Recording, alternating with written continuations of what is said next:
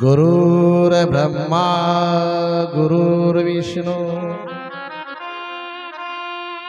गुरुर्देव महेश्वरः गुरुर्साक्षात् परब्रह्म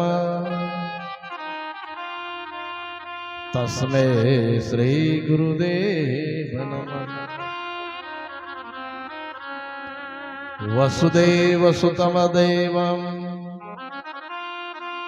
कंसचाणूरमर्दनं देवकी परिमानन्दं कृष्णं वन्दे जगद्गुरुं। कृष्णाय वासुदेवाय हरये परमात्मने प्रणतक्लेशनाशाय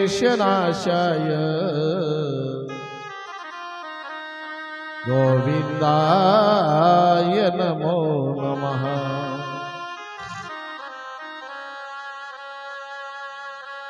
चरितं रघुनाथस्य शतकोटिप्रविस्तरम् एकैकाक्षरं सा महापातकनाशनम्। सर्वमङ्गलमाङ्गल्ये शिवे सर्वार्थसाधिके शरण्ये त्र्यम्बके गौरी नारायणी नमस्तुते। नारायणी नमस्तुते।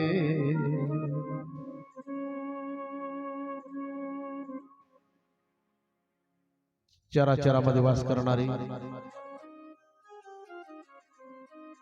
अखंड ब्रह्मांडाना एक भगवान परमात्मा आणि अशा त्या भगवान परमात्म्याच्या कृपेने आणि ज्यांनी जीवनाची पराकष्ट केलेली साध्यापर्यंत जाऊन पोहोचले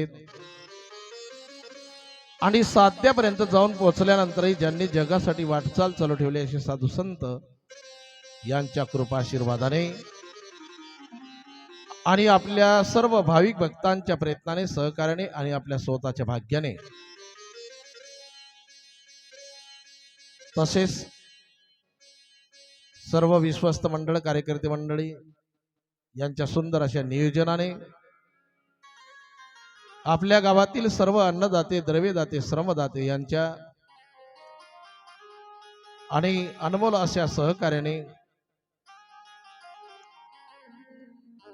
वडीलधारी मंडळींच्या मार्गदर्शनाने तरुण मंडळींच्या सहकार्याने आणि सुरुवात केलेला हा अखंड हरिनाम सप्ताह आणि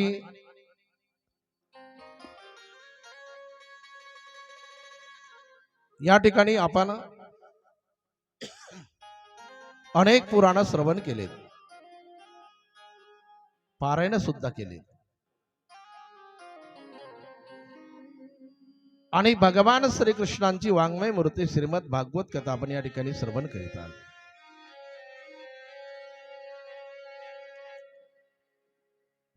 कालच्या प्रसंगामध्ये आपण भगवान परमात्मा आणि रुक्मिणी माता यांचा विवाह सोहळा पाहिला।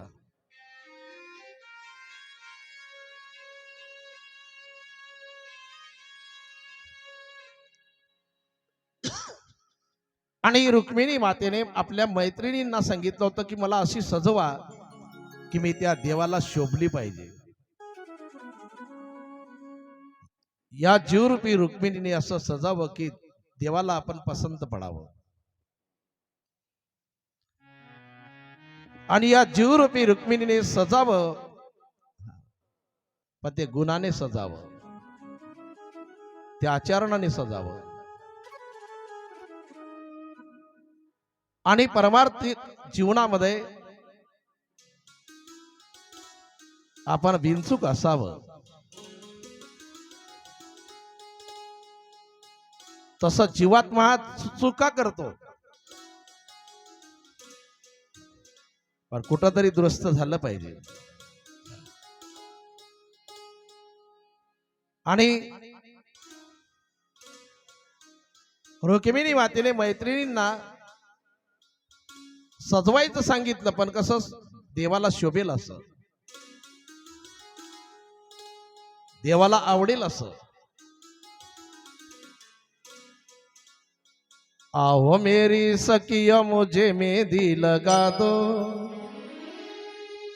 मेहंदी लगा दो मुझे ऐसा सजा दो, मुझे श्याम सुंदर की दुल्हनी बना दो, मुझे श्याम सुंदर की दुल्हनी बना दो, मुझे श्याम सुंदर की दुल्हन बना दो, मुझे श्याम सुंदर की दुल्हन बना दो.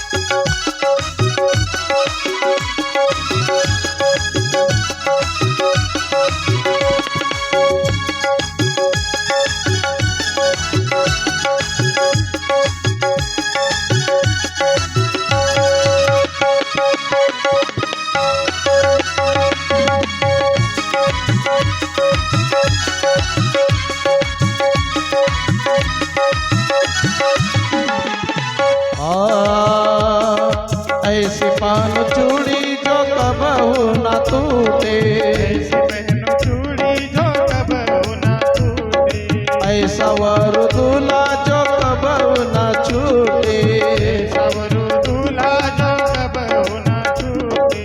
अटल सुहाग की बिंदिया लगा दो, अटल सुहाग की बिंदिया लगा दो, मुझे श्याम सुंदर की दुल्हन बना दो, मुझे श्याम सुंदर की दुल्हन बना दो, मुझे श्याम सुंदर की दुल्हनी बना दो. मुझे श्याम सुंदर की दुल्हन बना दो.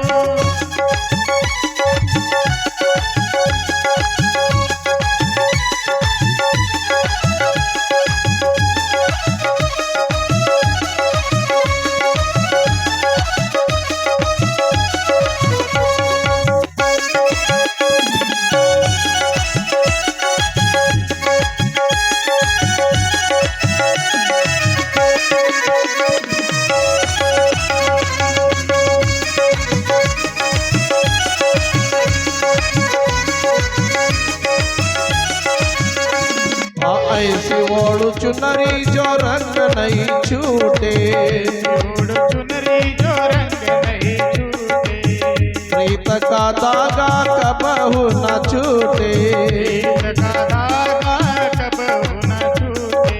हीरे मोतियन से मेरी मांग सजा दो, हीरे मोतियन से मेरी मांग सजा दो, मुझे श्याम सुंदर की दुल्हनी बना दो, मुझे श्याम सुंदर की दुल्हन बना दो, मुझे श्याम सुंदर की दुल्हनी बना दो.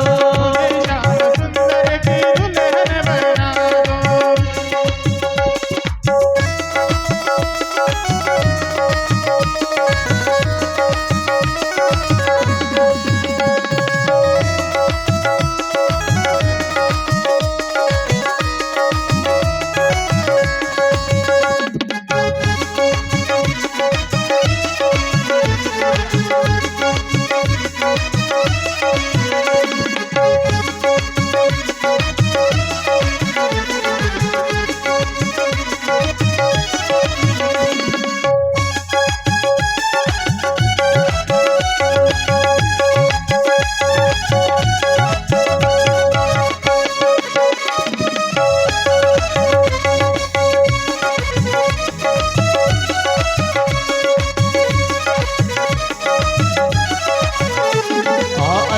जोड़ू नाता की कबहू न टूटे, जोड़ू नाता के कबहू न टूटे, मेरे जन्म के सब दुख ही मीटे, मेरे जन्मों के सब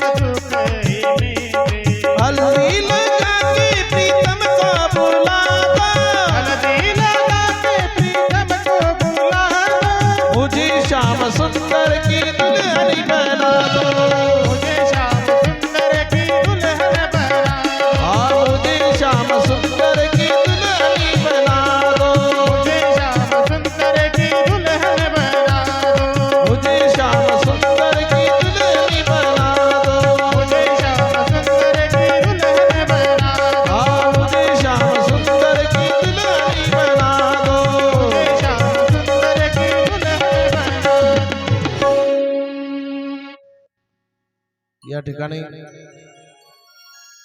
असं नातं जळावं त्या देवाचे की ते कधी तुटणार नाही. आणि असं सजावं की जेणेकरून आपण देवाला आवडलो पाहिजे. आवडे देवाशी तो नामाचा उच्चार आणि सदाचाराने सजावं या जीवरूपी रुक्मिणीने. आणि विवाह सोहळा त्या ठिकाणी पार पडल्यानंतर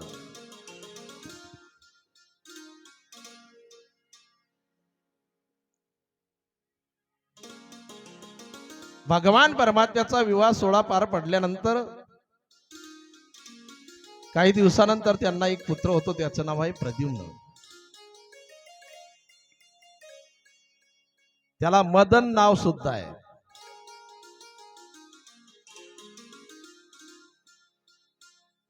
आणि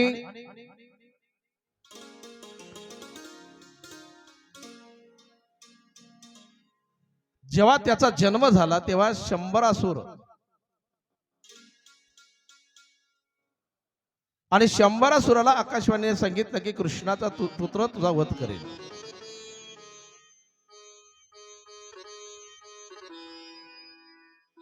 आणि पाळण्यास असताना तेव्हा त्याचं हरण केलं याने प्रद्युम्नाचं आणि सागरामध्ये टाकलं.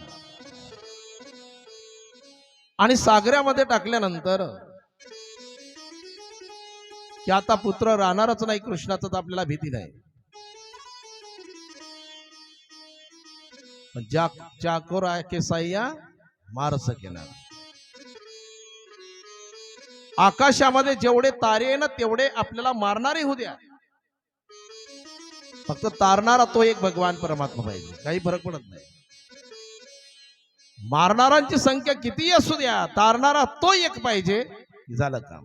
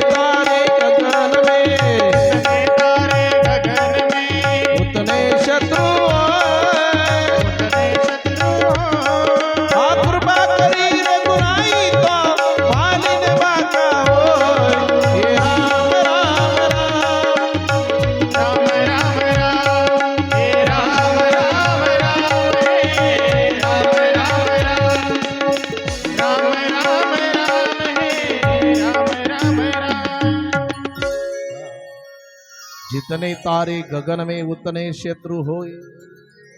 आकाशामध्ये जेवढे तारे आहेत ना तेवढे शत्रू होत्या तुम्ही, काही फरक पडत नाही. पण आणि तारणारा मात्र तो पाहिजे. शंभरासुराने जरी त्याला मारण्यासाठी सागरामध्ये टाकलं पण वाचवणारा तो. एका माशाने त्याला गिळलं आणि तो मासा काही धिवाराने पकडल्यानंतर तो मासा आला शंभरासुराच्या महालामध्ये. आता माशाला कशा करता आणलं एवढं सांगायची काही गरज नाही. आणि त्याचं ते पोट फाडल्यानंतर आतमध्ये आणि सुंदर असं बालक त्या ठिकाणी. आणि त्याचं पालन पोषण करण्यासाठी संगीत शाळेमध्ये शिकवणारी मायावती नामक तिच्या हवाली केलं. नारदाने तिला सांगितलं तू याला ओळखलं नाही, हा तुझा पती आहे. जेव्हा भगवान शिवजींनी याला भस्मसात केले होते आणि भगवान शिवजींनी भस्मसात केले तेव्हा तो कामदेव आणि भोलेनाथांनी तेव्हा तुला सांगितलं होतं की तुझा पती तुला भेटेल, पण द्वापार युगामध्ये हाच तुझा पती आहे. मग तो पती आहे तर मग माझ्यापेक्षा लहान आहे, तो कामदेव आहे. तो केव्हा आकार धारण करेल सांगता येत नाही, त्याने मोठा आकार धारण केला आणि आकाशवाणी झाली त्याप्रमाणे शंभरासुराचा वध त्याने केला. मायावतीला घेऊन आणि भगवान श्रीकृष्ण रुक्मिणी मातेच्या ठिकाणी आल्यानंतर दोघांनी त्यांचं दर्शन घेतलं. प्रसंग असा आहे पुढे, एक सत्राजित नावाचा आणि त्याने सूर्याची उपासना केली सत्राजिताने. आणि सत्राजिताने सूर्याची उपासना केल्यानंतर सूर्याने त्याला एक मणी दिला, शमंतक नावाचा मणी. आणि तो शमंतक नावाचा मणी दिल्यानंतर सांगितलं, जर या मण्याची जर रोज पूजा तू केली तर तुला सोनं मिळेल, आणि नाही पूजा केली तर तुला मृत्यू येणार. आता एखाद्याला असा मणी भेटला, समजा पूजा केली तर सोनं भेटेल, नाही पूजा केली तर मृत्यू येईल. लोक पूजा करतील की नाही? दिवसभर पूजा करतील वर. आणि तो गळ्यामध्ये परिधान केला तेव्हा सत्राजित सूर्यासारखा चमकायला लागला. तो मणी गळ्यामध्ये परिधान केल्यानंतर सूर्यासारखं चमकायला लागणं म्हणजे त्याचं चरित्र, त्याची कीर्ती पसरते. काल्याच्या कीर्तनामध्ये सुद्धा एका अभंगात म्हटलं जातं, कंठी धरिला कृष्णमणी अवघा जनी प्रकाश. तो कंठामध्ये धारण करावा म्हणजे भगवान परमात्म्याचं नाम कंठामध्ये असावं. आणि तो शमंतक नावाचा मणी जो आहे ना, तो म्हणजे हा देहच आहे. एवढा सुंदर देह दिल्यानंतर पण याची किंमत कळली पाहिजे, या मण्याची किंमत कळली पाहिजे. एवढा अमूल्य किमतीचा नरदेह जो देवांना सुद्धा मिळत नाही, आपल्याला मिळाला आहे की नाही?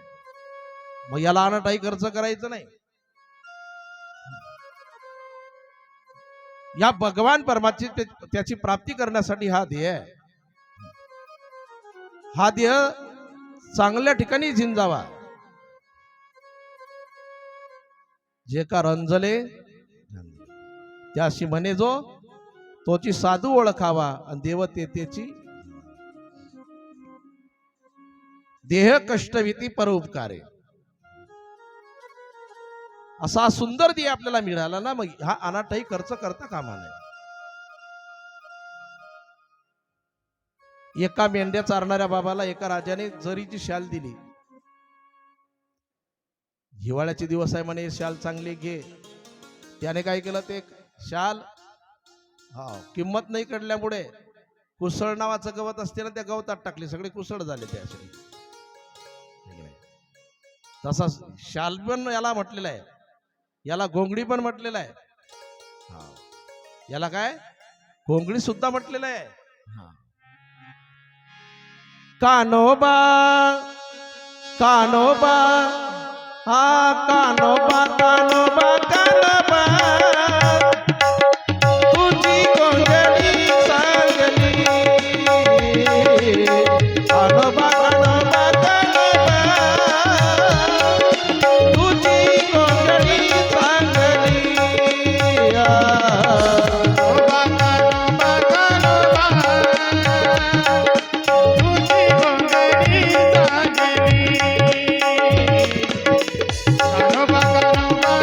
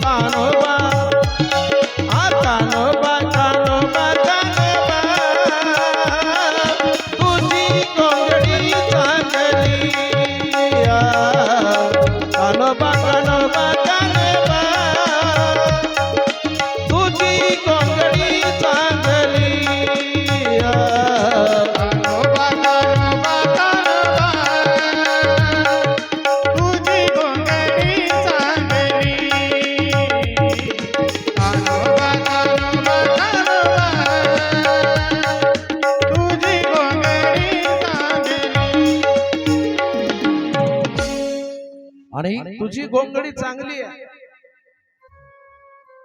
आणि आम्हाला का अशी दिली वांगली.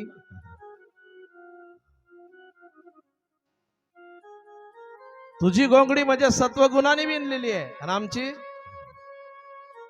हा. पण ही गोंगडी सुद्धा चांगलीच आहे. याला शाल सुद्धा म्हटलेला आहे.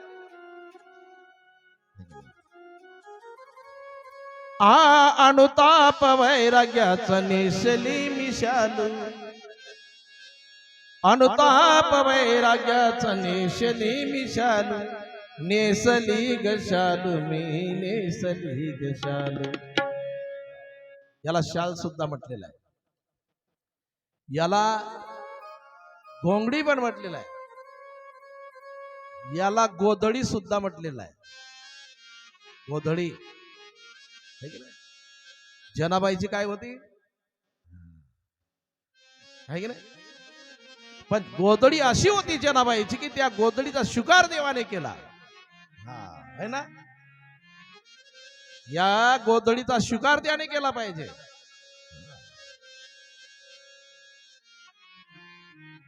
सदैव वैकुंठाला गेले तू गोबराय गोधडीचा स्वीकार केला. पण कोणत्याही गोधडीचा स्वीकार देव करत नाही. ते निर्मळ पाहिजे, पवित्र पाहिजे ते है की नाही. राष्ट्रसंत तुकडोजी महाराज सुद्धा म्हणतात माझी गोधडी झाली जुनी.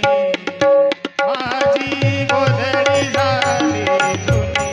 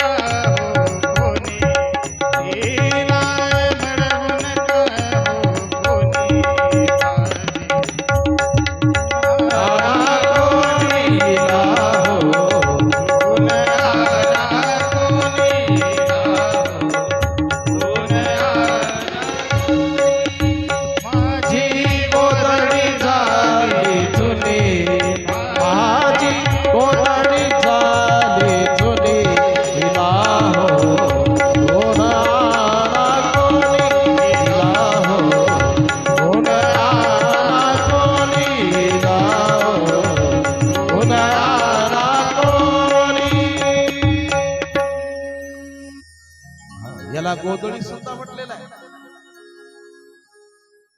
वेगवेगळे नाव असतात.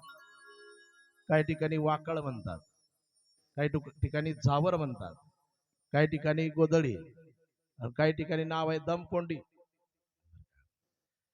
आणि त्या वाकडचा गुणही चांगला आहे. थंडीचे दिवस आहे, अंगावर घ्या गरम आहे की नाही. बसायला जागा पट्टीवर भेटली नाही समजा खाली टाका नरम. दिवसा अंगावर घेऊन फिरा सरम आणि रात्री डोक्यावर घेऊन फिरलं की भरम. लोकांना काय चालवलं चोरून काय नाही. गोधडी हा शमंतक नावाचा मणी. हा पण याच्यातला लक्षार्थ हाच आहे.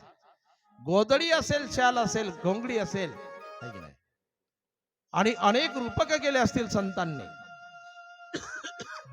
पण सांगायचं एक आहे की एवढा अमूल्य किमतीचा हा जो देह आहे याची किंमत कळली पाहिजे. काहींना मानव देह मिळालाही नाही, कळलाही नाही. पशुपक्ष्यांना मानव देह मिळला नाही आणि कळला सुद्धा नाही. पशु पक्षी काय पाप पुण्य जाणत. उत्तम मध्यम कळला नाही, मिळला नाही. काहींना मानव देह मिळाला पण कळला नाही. बरेचसे असे आहेत, है की नाही? एकाला मी विचारलं, म्हणलं बाबा आपण रात्रंदिवस काबाळा कष्ट करतो, रक्ताचं पाणी करतो, कशा करता? म्हणे पोट भरण्यासाठी.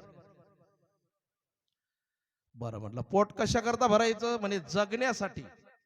ऐकताय ना तुम्ही? काबाळ कष्ट कशा करता? पोट भरण्यासाठी. म्हणलं पोट कशा करता भरायचं? म्हणे जगण्यासाठी. म्हणलं जगायचं कशा करता?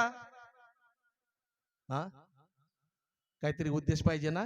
जगायचं कशा करता? जगतात तर मग किडा मुंगी सुद्धा जगते, पशु पक्षी जगतात, आहे की नाही? हो. मग त्यांना जसं कसं कशा करता जगायचं हा उद्देश समजत नाही, त्याच्यातून आपल्यात काय फरक राहिला, आहे की नाही? अहो, या ठिकाणी आयुष्याचं गणित नाही, किती दिवस राहायचं असं नाही. वयाचा विचार करा, भक्त प्रल्हादाच्या वयाचा विचार, ध्रुवाच्या वयाचा विचार, उपमंडीचा विचार करा. आईसाहेब मुक्ताई, ज्ञानोबराय, सोपानदेव, है की नाही? या सर्वांचा, ज्ञानोबराय यांचा सर्वांचा विचार जर केला तर वयाचा विषय. अहो, 16व्या वर्षी समाधीचा निर्णय घेतला होता ज्ञानोबरायांनी. ते 2-2 वर्ष वाढले, 22 झाले, तो भाग वेगळा आहे. माणूस किती जगला याला किंमत नाही, तो कशा करता जगला हे फार महत्वाचं आहे की नाही? त्याची उत्तम कीर्ती राहिली पाहिजे. जगद्गुरु तुकोबारायांनी अवतार कार्य संपवलं 42 वर्षाचे असताना. जगद्गुरु तुकोबाराय 42 वर्षाचे असताना. आणि या देहामध्ये आल्यानंतर त्याची किंमत कळली पाहिजे. जेवढं आयुष्य असेल आपलं तेवढं आयुष्य. संत तर वर्णन करतात की आयुष्य कमी झालं तरी चालेल, पण कीर्तन आवडलं पाहिजे. आयुष्य करी उणे परी माझं आवडलं कीर्तन, तुकोबाराय म्हणतात. आयुष्याचं काही गणित नाही, पण देव आवडावा मात्र. हा, या देहाने टाळी वाजवावी, पावली करावी, दान धर्म करावा, त्याचं रूप पाहावं, त्याचे गुण ऐकावे, बोलायचं तर त्याचं नाम चिंतन.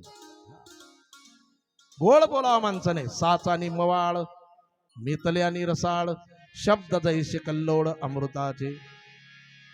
जेवढं आयुष्य असेल तेवढं गोड बोलावं. सांगायचा मुद्दा एकच आहे की तो शमंतक मणी गळ्यामध्ये परिधान केल्यानंतर सर्वीकडे प्रकाश पडला. तसा आपला प्रकाश पडला पाहिजे, म्हणजे हा कीर्ती राहिली पाहिजे. वाऱ्या हाती माप चाले सज्जनाचे, कीर्ती मुख त्याचे नारायण. आणि तो मणी कृष्णांनी मागितलं त्याला. 17 जिताने तो मणी दिला नाही. पुढे परिणाम असा आहे, 17 भाऊ प्रसेनजीत, आणि प्रसेनजीतने तो मणी परिधान केला. मणी परिधान केला, घोड्यावर बसून तो रानामध्ये गेला. आणि रानामध्ये गेल्यानंतर एका सिंहाने त्यालाही मारले, त्याच्या घोड्यालाही मारले. तो मणी घेतला, सिंहाने मुखामध्ये निघाला. पुढे एक बलवान अस्वल भेटलं, त्या अस्वलाने त्या सिंहाचा वध केला.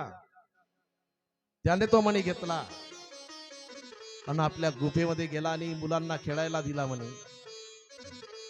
आता एवढा अमूल्य किमतीचा मणी, पण त्या अस्वलाने काय केलं, आपल्या मुलांना खेळायला दिला. म्हणजे यालाही किंमत कळली का? ती नाही, याला सुद्धा किंमत कळली नाही. एवढा अमूल्य किमतीचा मणी तो खेळण्यासाठी दिला. परिणाम असा झाला, 17 जिताचा त्या ठिकाणी वध झाल्यानंतर आपल्या प्रसेनजीतचा, आणि 17 जितने श्रीकृष्णावरती आरोप घेतला की त्या मण्याकरता माझ्या भावाला प्रसेनजीतला मारलं कृष्णाने. भगवान श्रीकृष्ण सैन्य घेऊन निघाले मण्याच्या शोधात. पाहिलं तर त्या ठिकाणी प्रसेनजीतचा देह, घोड्याचा देह, पुढे गेलं तर सिंहाचा देह, तिथं अस्वलाचे पदचिन्ह, गुफेपर्यंत गेले. गुफेमध्ये शिरल्यानंतर पाहिलं तर मुलं खेळत होते त्या मण्याशी. तो मणी घ्यायला गेले भगवान श्रीकृष्ण, ते रडायला लागले. त्या ठिकाणी ते अस्वल आलं. दोघांचं घनघोर युद्ध आहे. बरेच दिवस युद्ध चाललं. शेवटी सैन्य परत गेलं. सैन्य परत गेलं आणि सैन्याने सांगितलं वसुदेव देवकीला की फार मोठं बलवान अस्वल आहे, कृष्णाचं त्यांचं युद्ध आहे. साधं सुद्धा अस्वल नाही. त्यावेळेला श्रीकृष्ण सुखरूप परत येण्यासाठी काय करावं. मग गर्ग मुनींनी त्यांना सांगितलं की तुम्ही देवी भागवताचं पारायण करा. देवी भागवत केल्यानंतर तुमचा पुत्र सुखरूप येणार. पण देवी भागवत श्रवण करायला सुरुवात केली वसुदेव देवकीने. देवी भागवत ही खूप सुंदर ग्रंथ आहे. जर कार्यकर्त्यांनी तशी जर आज्ञा केली आम्हाला तर एखाद्या वर्षी आम्ही देवी भागवतही करू. आणि दरवर्षी देवी भागवत पण असते आमचं. आणि शिवपुराण, रामकथा, श्रीमद भागवत कथा, विष्णू पुराण, गणेश पुराण, सर्व पुराण म्हणजे श्रवण करण्यासारखेच आहे ना. तर आई भवानीचं चरित्र सुद्धा माहिती पाहिजे, ते सुद्धा चांगलं आहे. एखाद्याला आईच्या निमित्ताने जर करायचं असेल तर देवी भागवत करावं लागते. आईच्या निमित्ताने जर करायचं असेल ना, हा, तर देवी भागवत करावं. देवी भागवत ही खूप सुंदर फल देणारा ग्रंथ आहे. कृष्ण सुखरूप येण्यासाठी त्यांनी देवी भागवत कथा श्रवण केली. आणि त्या आई भगवतीने आपली शक्ती दिली कृष्णाला, हे वर्णन आहे. कारण कोणतंही कार्य त्या निर्गुण निराकार ब्रह्माचं सुद्धा कार्य शक्तीशिवाय होत नाही. हा, शक्ती पाहिजेच.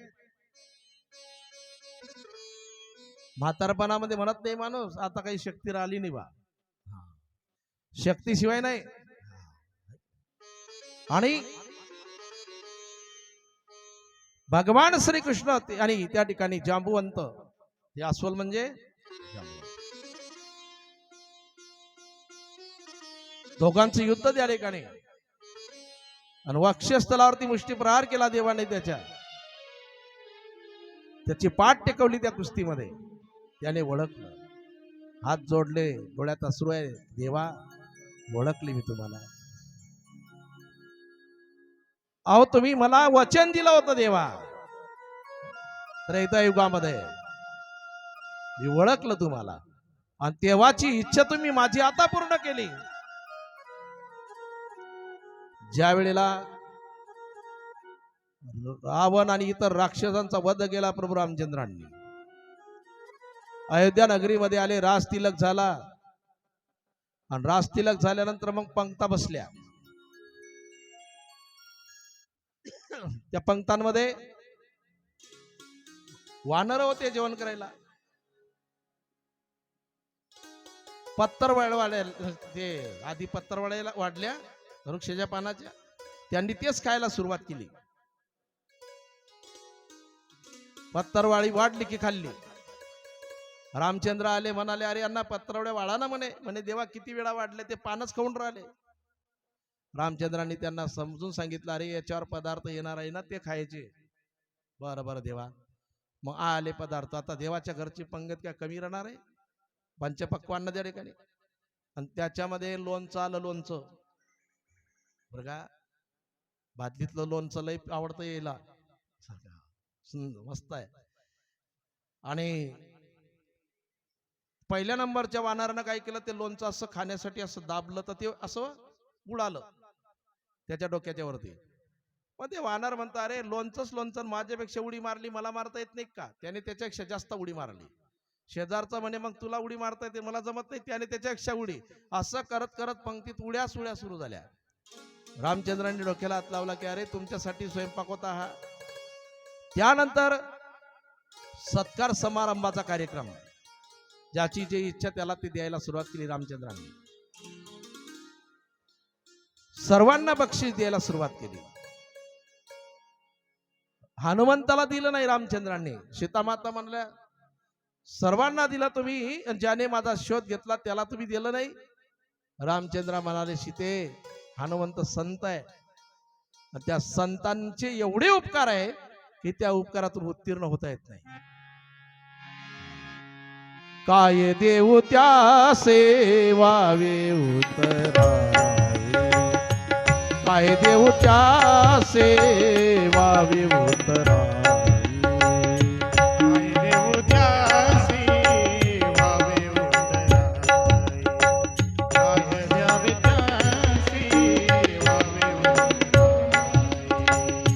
ठेविता पायी जीव थोडा, ठेविता पायी जीव थोडा, जीव थोडा.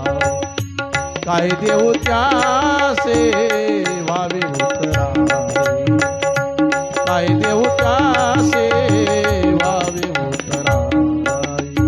ठेविता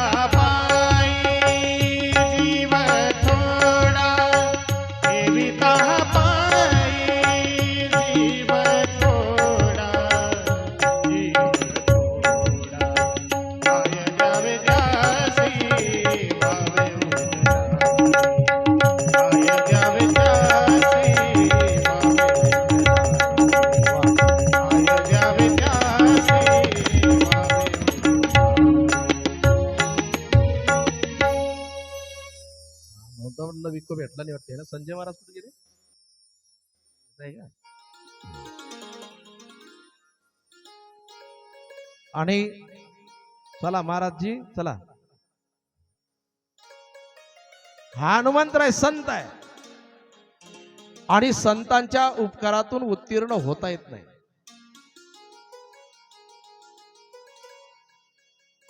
जीव जरी ठेवला त्यांच्या पायावरती तरी उत्तीर्ण नाही होत आहे. सीतामाता म्हणाल्या तुम्ही देत नसाल तर मी देते. सीतामातेने गड्यातील मस्त हार काढला आणि दिला, हिऱ्यांचा हार. आता सीतामातेचा हार का कमी असेल, पण हनुमंताने एक एक मणी घेतला आणि फोडायला सुरुवात केली.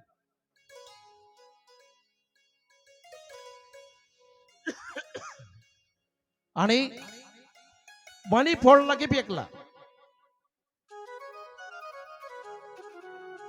सीतामाता म्हणाली शेवटी माकड ते माकडच आहे. अरे हनुमंता मणी का फोडला? सगळे मणी फोडले तू म्हणे माते. ज्या मण्यामध्ये माझा राम नाही तो मणी काय कामाचा?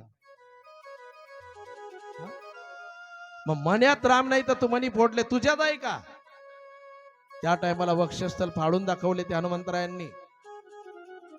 फाडोनी आपली छाती दाविले प्रभु भगवान, एका मुखाने बोला बोला जे जे हा. आणि राम पंचित दाखवून दिली ती पूर्ण. त्यानंतर जांबुवंताला विचारलं, सर्वांना बक्षीस दिलं. जांबुवंताला विचारलं तुझी काही इच्छा आहे सांग. जांबुवंताने सांगितलं देवा माझी एक इच्छा आहे. लंकेमध्ये सर्वांना योद्धा मिळाला युद्ध करायला, मला एकही मिळाला नाही. प्रत्येकाला योद्धा मिळाला, मला नाही. त्याचं कारण असेल की नाही काहीतरी. जांबुवंत काही सोपा सापा नाही. जेव्हा रावणाचा रथ समोरून आला ना, रावणाचा रथ समोरून आल्यानंतर या जांबुवंताने काय केलं, रामचंद्राकडे तो युद्धासाठी रथ नेत असताना मध्ये चाळवं झालं. आणि ते गाडी बैलाला जे खाली टेकायचं असते ते मध्यभागी काय म्हणतात त्याला, हाळ्या म्हणतात का इकडे? हा, तसं रथालाही असते. तिथं सिंहाचं मुख होतं, सोन्याचं सिंहाचं मुख राहायचं. या जांबुवंताने एक मुष्टी प्रहार केला त्या मध्यभागी रथाच्या घोड्यांच्या मध्ये एक मुष्टी प्रहार केला तर तो रथ रावणाचा एका बुक्कीमध्ये, त्याचे घोडेही तो रथही रावणही आणि त्याचा सारथी सुद्धा लंकेच्या भिंतीवर जाऊन आदळले होते. काय कळलं तुम्हाला मला सांगा. हा, जागीत आहे ना तुम्ही, ऐकताय ना, लक्ष नक्की. एका बुक्कीमध्ये रावणासहित घोड्यासहित जर रथ भिंतीवरती आदळला, हा, रावणाने विचार केला की एवढा शक्तिशाली आहे की आपण रथासहित आपल्या सहित घोड्यासहित जर रथ एका बुक्कीमध्ये जर भिंतीवर आदळला ना, आपण जर याच्याशी युद्ध केलं तर हा एका बुक्कीत मारल्याशिवाय राहणार नाही. हा, रामचंद्राची आपल्याला मारायला गरजच नाही, हाच काम करतो. आणि आपण सीता मातेचं हरण केलं रामाच्या हातून मरण्यासाठी. हा, आणि याच्या हातून जर मेलो तर अपकीर्ती होईल. एवढा मोठा लंकेश 33 कोटी देवता बंदी खाण्यामध्ये ठेवणारा, नवग्रहाच्या पायऱ्या, हा, नवग्रहाच्या पायऱ्यावरती पाय ठेवून जायचा. एवढंच नाही, बलवान एवढा की 3 वेळा कैलास पर्वत उलटा पलटा करणारा रावण. संपत्तीचा विचार केला तर किती घर द्यायचे, बाकीच्या घरांचा विचार जाऊ द्या, पण सप्तकोटी निसते सोन्याचे घर आहे की नाही. एवढा संपत्तीवानही, त्याच्यामध्ये युक्तिवानही, आणि एवढा मोठा रावण आणि रामाच्या सैन्यामध्ये एक असणारा अस्वल, त्याने रावणाचा वध केला. अपकीर्ती होईल. मग जांबुवंत आलं म्हणजे रावणाने रथ अलग घ्यायचं सांगायचा सारथीला. जांबुवंताच्या भीतीपोटी रावण पळत निघायचा. मग बाकीच्यांनी विचार केला की आपला राजा जर याला भीत होता, आपण युद्ध कसं काय करायचं याच्याशी. तो कोणाकडेही गेला की आयतेच पळायचे. म्हणून एकही योद्धा मिळाला नाही जांबुवंताला. जांबुवंताने सांगितलं, देवा माझी युद्ध करण्याची जी हौस होती ते राहून गेली, एकही योद्धा मिळाला नाही, तुम्ही माझ्याशी कुस्ती करा. देवाला काय म्हणतो, माझी इच्छा आहे तुम्ही माझ्याशी कुस्ती खेळा. रामचंद्र म्हणाले, जांबुवंता, अरे घरी आलेले पाहुणे त्यांच्याशी कोणी झगडा करते का? हा, समजा कोणी आपल्याकडे पाहुणे आले तर त्याच्याकडे वाटी लावताना आपण झगडे करतो, आल्यानंतर झगडे करतो का? नाही ना. अतिथी देवो भव असं म्हणतो ना आपण. तुझ्याशी कुस्ती कसं खेळणार मी? आणि त्यामध्ये अरे तुमचे उपकार आहे मला माझ्यावरती, आणि माणसं कामात नाही पडले युद्धाच्या वेळेला, पण तुम्ही कामात पडले. अरे अयोध्याच्या नगरीतील एकही जन नाही युद्धासाठी, तुम्ही मला मदत केली, तुमच्याशी कुस्ती खेळलं म्हणजे.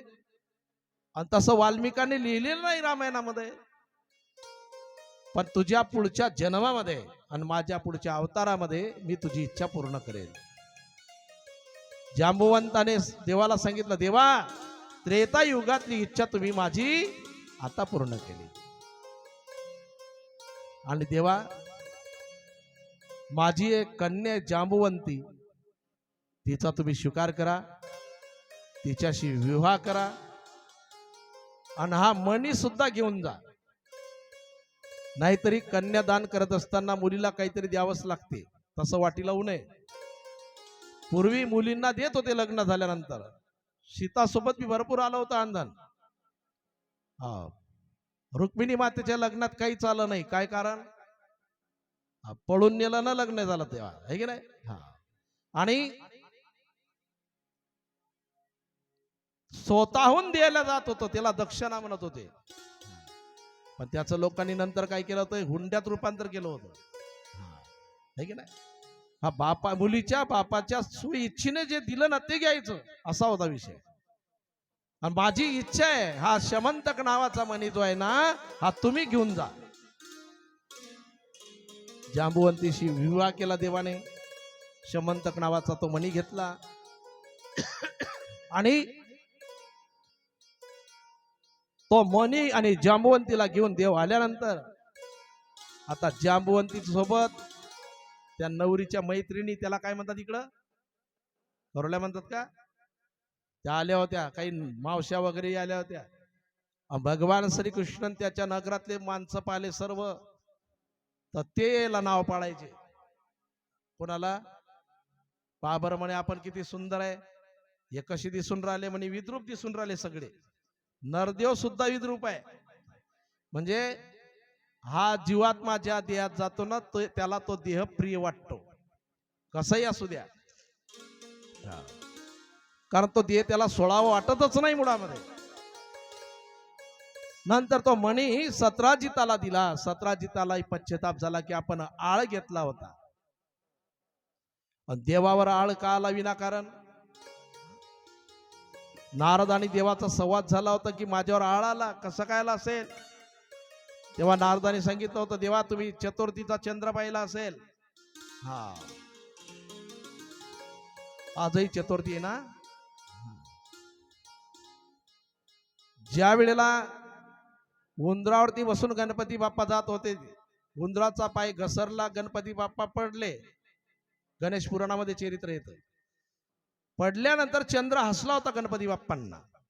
त्यावेळेला गणपती बाप्पांनी त्याला शाप दिला होता की आजच्या दिवशी जर तुला कोणी पाहिलं तर त्याचं पुढे वाईटच होईल त्या वर्षामध्ये. मग तेव्हापासून पद्धत आहे. मग एखाद्याला चुकून चंद्र पाहिला की मग ते काय करायचे, शेजाऱ्याच्या त्या घरावरती दगड फेकायचे. काय की दगड येत होते ना पहिले. हा, खूप अंधश्रद्धा होती तेव्हा. अरे कुकळं नाही येत होते, काही कळत नव्हते. हा, आता मला सांगा, दुसऱ्याच्या घरावर गोटे फेकल्यानंतर आपल्या घरामध्ये सुख येईल का? नाही येऊ शकत ना, आहे की नाही?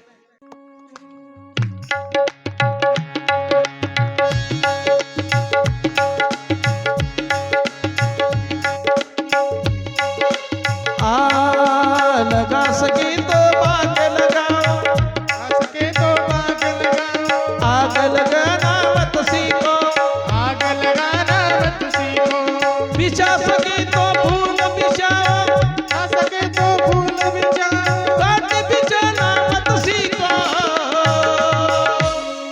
ये राम राम राम, ये राम राम राम, हे राम राम राम, हे राम राम राम, ये राम राम राम, ये राम राम राम. राम राम राम, हे राम राम राम.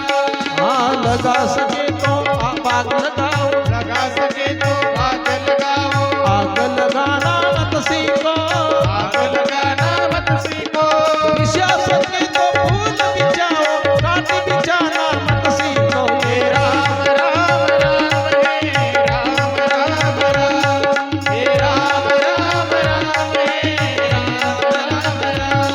ये राम राम राम, ये राम राम राम, हे राम राम राम, हे राम राम राम, ये राम राम राम, ये राम राम राम.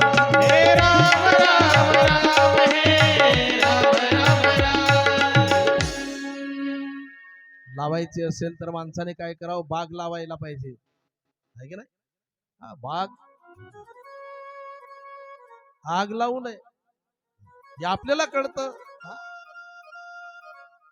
कोणाच्या वाटेमध्ये टाकायचे असेल तर काय टाकावे, फुलं टाकावे, काटे टाकू नये. नाही फुलं टाकले तर चालतील पण काटे तर बिलकुल टाकू नये. हा. बाग अशी लावायची फुलांची की ते फुलं आपल्या बागेतले कीर्तनात कथेत आले पाहिजे, आहे की नाही? आणि आळ आला होता कृष्णावरती. नारदाने सांगितलं होतं तेव्हा की तुम्ही चतुर्थीचा चंद्र पाहिला असेल. आणि सतराजिताने सांगितलं की देवा माझं चुकलं, मी आळ घेतला तुमच्यावरती. आता एक विनंती आहे देवा, माझी कन्या सत्यभामा, हिच्याशी तुम्ही विवाह करा आणि हा मणी सुद्धा तुम्हीच घेऊन घ्या. या मण्याची मला गरज नाही, हा तुमच्या राज खजान्यामध्ये जमा करा. आणि भगवान परमात्म्याने तो मणी घेतला. एक वेळ गजर करा, हरी श्रीराम जय राम जय जय राम, श्रीराम जय राम जय राम.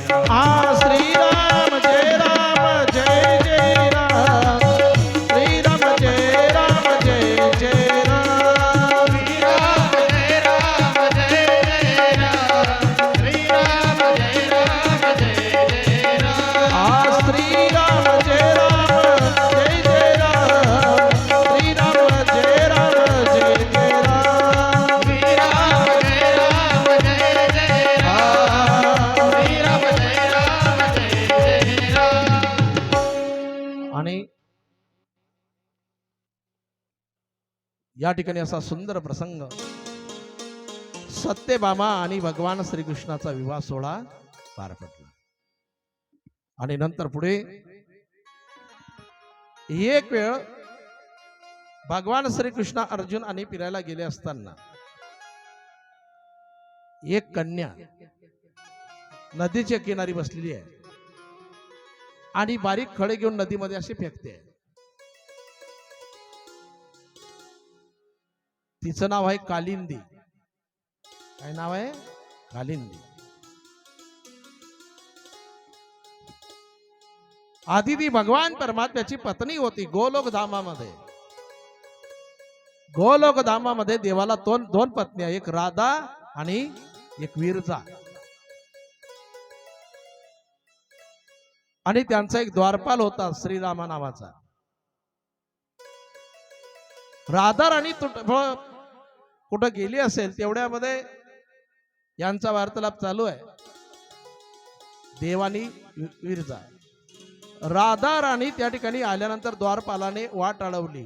राधा राणीने सांगितलं मला जाऊ दे आतमध्ये. म्हणे मला असं सांगितलं गेलं की कोणाला यात सोडायचं नाही. अरे मला पण नाही म्हणे, तशी आज्ञा आहे मला. राधा राणीने त्याला शाप देऊन टाकला की जा, माझी वाट अडवली ना तू, दैत्य होशील. राधा राणीने शाप दिल्यामुळे तो द्वारपाल जो आहे ना देवाचा, तो दैत्य झाला. तो म्हणजे शंखचूड, तुळशीशी विवाह करणारा. बरं का, तुळशीचा पती शंखचूड झाला होता. आणि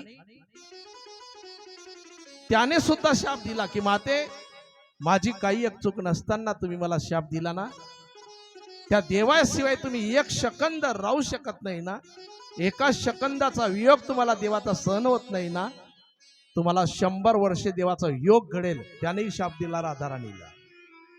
आणि राधा राणी आणि देवामध्ये तेव्हापासून वियोग घडला होता. 100 वर्ष, 100 वर्ष राधेला सुद्धा वाट पाहावी लागली देवाची. आणि ते 100 वर्ष पूर्ण झाल्यानंतर राधा राणीला सांगितलं देवाने की तू आता अवतार घे. मी पण अवतार घेणार आहे. गोकुळामध्ये, ब्रजभूमीमध्ये तू अवतार घे. राधा राणीने सांगितलं मी अवतार घेईल, पण माझा आवडता गोवर्धन जो पर्वत आहे तो सुद्धा तो तिथं घ्या. आधी राधा राणीच्या अवताराच्या आधी देवाला तो गोवर्धन पर्वत आहे ना, तो तिथं आणावा लागला. आधी हा गोवर्धन पर्वत म्हणजे गोलोक धामामध्ये होता. हा, राधा राणीच्या हट्टामुळे तो आणावा लागला. प्रसंग लक्षात घ्या. राधा राणीने त्या विरजाला सुद्धा शाप दिला की तुझ्यामुळे हे सर्व घडत आहे. तू माझी वाट अडवायची सांगितली द्वारपालाला. विरजाला सांगितलं जा, तू क्रूप होशील, देवात तुझ्यातही अंतर पडेल, तुला सुद्धा वाट पाहावी लागेल देवाची. आणि राधा राणीच्या शापामुळे ते विरजा आणि सूर्याच्या पोटी जन्माला आले. सूर्याला 2 जुळे झाले, कन्या आणि पुत्र. पुत्र झाला त्याचं नाव यम आहे, पुत्राचं नाव यम. आणि कन्या झाली ये विरजा. शापामुळे ये विरजा त्याच्या पोटी जन्माला आली. तिचं नाव आहे आता यमी. यमाची बहीण यमी. ते यमी सर्वांकडे गेली, माझ्या शिवा करा, माझ्या शिवा करा. पण सर्व देवता लांब पडायचे. आता यमाच्या बहिणीशी कोण लग्न करेल? हा, समजा यमाच्या बहिणीशी विवाह केला, मग भाऊ बहिणीला घ्यायला येतो ना अक्षय तृतीया, दिवाळीला, इतर कार्यक्रमाला, आणि त्या टायमाला जर यम घरी आला तर मग आहे की नाही? हा, यमाची भीती वाटते की नाही प्रत्येकाला? हा, यमाची भीती प्रत्येकाला आहे. हा, कारण ज्याने पाप केलं ना त्याला यमाची भीती वाटतेच. हा, यमाचा पाहुणा प्राणी होय. हा, यमाचा पाहुणा प्राणी होय. यमाचा पाहुणा प्राणी होय.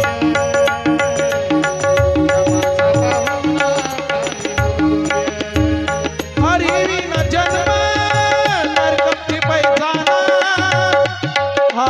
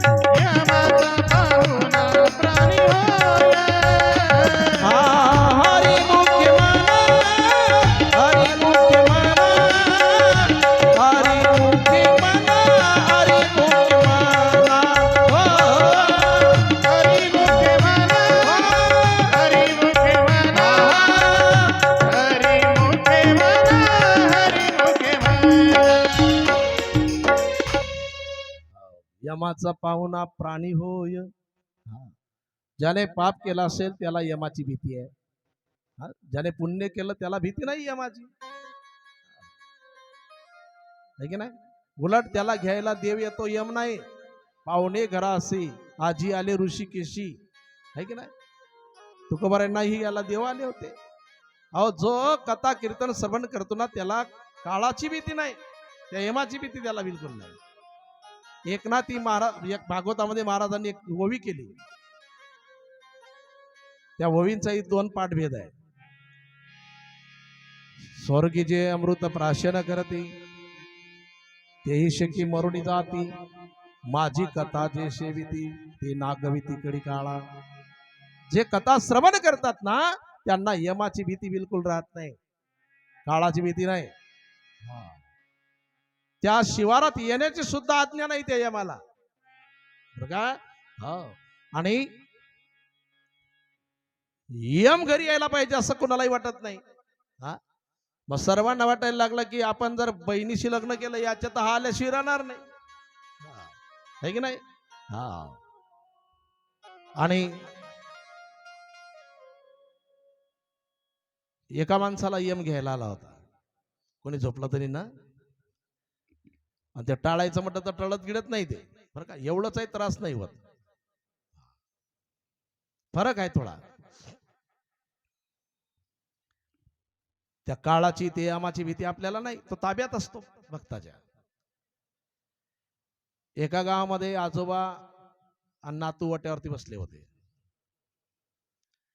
आजोबा आणि नातू वाट्यावरती बसलेले आहेत, संध्याकाळची वेळ आहे. तेव्हा एका चोराला घेऊन 4-5 पोलीस चालले पकडून, त्याला बेड्या गिड्या टाकलेले बांधलेला आहे, नेत आहे. नातवाने विचारलं, आजोबा हा कोण आहे, हे कोण आहे. अरे म्हणे हे जे ना खाक्या कपड्यावाले पोलीस आहे, आणि ज्याला पकडून चालवलं ना तो चोर आहे. त्याने काय लक्षात ठेवलं, खाकी कपडेवाले पोलीस असतात, ज्याला पकडून चालवलं तो चोर आहे. दुसऱ्या दिवशी त्या गावामध्ये मंत्री आले. मंत्री आल्यानंतर मागे पुढे पोलीस, हजारो पोलीस. ह्या नातवानं पाहिलं, नातू पळत गेला, म्हणे आजोबा आबा काल लहान चोर आला होता, आज लय मोठा चोर आला, पहा किती पोलीस आहेत. आजोबाने येऊन पाहिलं, अरे म्हणे नाही हे चोर नाही.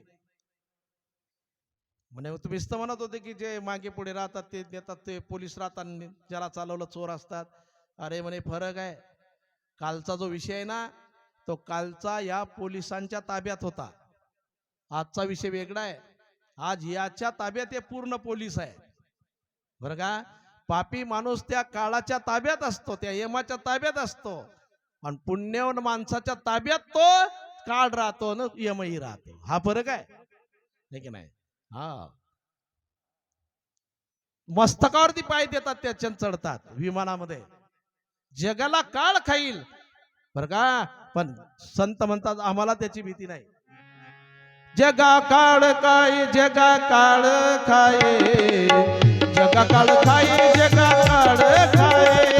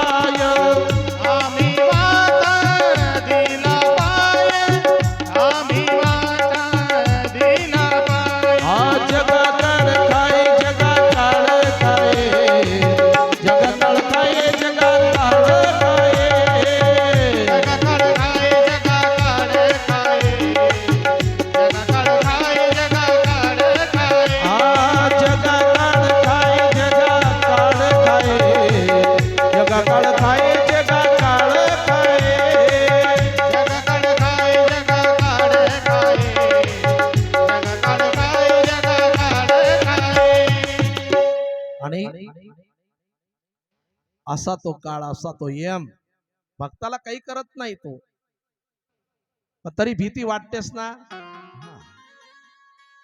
ती विरजा राधेच्या शापामुळे कोणाच्या पोटी जन्माला आली भुलले ना तुम्ही. म्हणून परत आलो, सूर्याच्या पोटी. कोणाची बहीण? यमाची. आणि आता यमाची बहीण प्रत्येकाकडे गेली, माझ्या शिव्या करा, माझ्या शिव्या करा. कोणी तयार होत नाही, उलट लांब पडायचे, भीती वाटायची ना. देवाकडे गेली, देवाला सांगितलं, देवा तुम्ही माझ्याशी विवाह करा. देवाने सांगितलं, मी तुझ्याशी विवाह करेल, पण आता नाही, माझ्या एका अवतारामध्ये, द्वापार युगामध्ये मी तुझा स्वीकार करेल. वचन दिलं देवाने. आणि ते यमी झाली यमुना. कोण झाली? यमुना. आणि तेच म्हणजे कालिंदी. आणि ती कालिंदी नदीच्या किनारी बसलेली आहे आणि खडे घेऊन त्या नदीमध्ये फेकते. देवाने अर्जुनाला पाठवलं परीक्षा घ्यायला. अर्जुन गेले. कोण तुम्ही? माझं नाव कालिंदी आहे. कशा करता बसलात? मी देवाची वाट पाहते. देवाने मला वचन दिलं होतं की मी तुझ्याशी विवाह करेल, परत तुझा स्वीकार करेल. अर्जुनाने सांगितलं, देव आलेलेच आहे. आनंद झाला आणि कालिंदीला. तेव्हा भगवान श्रीकृष्णांनी त्या कालिंदीचा सुद्धा स्वीकार केला. ज्या वेळेला वसुदेव देवाला नेत होते ना गोकुळामध्ये, तेव्हा यमुनेला जे भरती आली होती ना, ते यमुना आठवण करून देत होती देवाला की पाजा मला विसरून जासाल, मी शापित आहे. बर का? आणि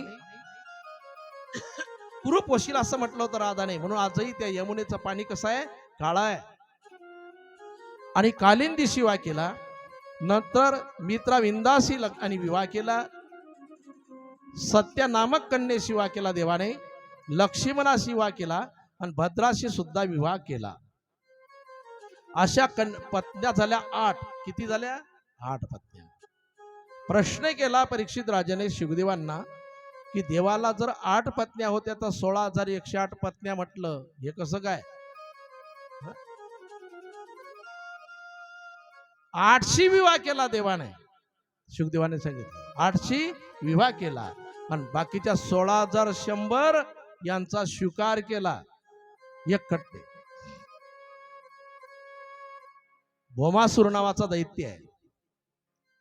आणि भौमासूर नावाचा दैत्य उन्मत्त झालेला आहे. आणि त्याने प्रतिज्ञा केली की 20,000 राजकन्या एकत्रित करणार मी आणि 20,000 राजकन्यांशी एकाच दिवशी विवाह करेल. मग तो काय करायचा? राजांना मारायचा आणि त्यांच्या कन्या आणल्या ना बंदीखान्यात टाकायचा. जे काही राजे शरण आले त्यांच्या मुली बंदीखान्यामध्ये. अशा त्याने कन्या 16,100 बंदीखान्यामध्ये टाकल्या. किती? 16,100. प्रतिज्ञा आहे 20,000 राजकन्यांशी एक खट्टे विवाह करेल. प्रतिज्ञा केली. अशी प्रतिज्ञा काय कामाची आहे? जे आपलं हित पाहत नाही, दुसऱ्याचं हित पाहत नाही, अशी प्रतिज्ञा करूच नाही. रावणाने प्रतिज्ञा केली होती, पण पूर्ण झाली का? नाही ना. रावणाने प्रतिज्ञा केली होती की खारा समुद्र मी गोळ करेल. खारा समुद्र गोळ करेल. झाला का त्याने? नाही ना. प्रतिज्ञा केली होती की स्वर्गाला शेळी लावणार. झाली प्रतिज्ञा पुरी? नाही. सोन्याला सुगंध आणेल. प्रतिज्ञा पूर्ण झाली? नाही. रावणाच्या सुद्धा प्रतिज्ञा त्या ठिकाणी पूर्ण झाले नाही. पण अशी प्रतिज्ञा करू नये माणसाने की जे पूर्ण होणार नाही. संतांनी प्रतिज्ञा केली होती की अवघाची संसार सुखाचा करीन, आनंदे भरीन तिन्ही लोक. प्रतिज्ञा केली आहे की संपूर्ण संसार मी काय करेल? सुखाचा करेल. मी या वर्षी वारीला जाईल. ही प्रतिज्ञा चांगली की नाही? आहे की नाही? चांगली प्रतिज्ञा आहे. मी सप्त्याला या वर्षी एवढी देणगी देईल. ही प्रतिज्ञा चांगलीच आहे ना? आहे की नाही? एकाला जबरदस्ती नेलं पंढरपूरला. जबरदस्ती नेलं त्याला पंढरपूरला. ते थोडं व्यसनी होतं. महाराज लोकांनी त्याला चंद्रभागेत नेलं. म्हणे हातावरती जेल घेऊन संकल्प सोड म्हणे की परत मी वाईट काम करणार नाही, चांगलं काम करीन सर्वे, अशी प्रतिज्ञा कर म्हणे. तेव्हा त्याने हातावरती जेल घेतलं आणि प्रतिज्ञा केली. म्हणे मी प्रतिज्ञा करतो की मी आजपासून तुमच्या नांदी लागणार नाही, पंढरपूरला येणार नाही. या हा आहे की नाही. काहींची प्रतिज्ञा कशी आहे, हा अशी आहे. प्रतिज्ञा करावी तर चांगली करावी, हा आहे की नाही.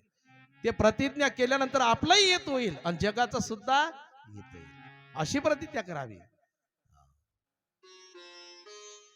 काही प्रतिज्ञा अशी करतात की मी मरेपर्यंत तुझी पायरी चढणार नाही. नातेवाईक हा तो म्हणते मग तू जर पायरी चढणार नाही माझ्या घराची तर मला बी गरज नाही, मी बी तुझ्या घराची पायरी चढणार नाही. हा काय कामाची प्रतिज्ञा आहे, नाही ना, आहे की नाही. टाळी वाजवा.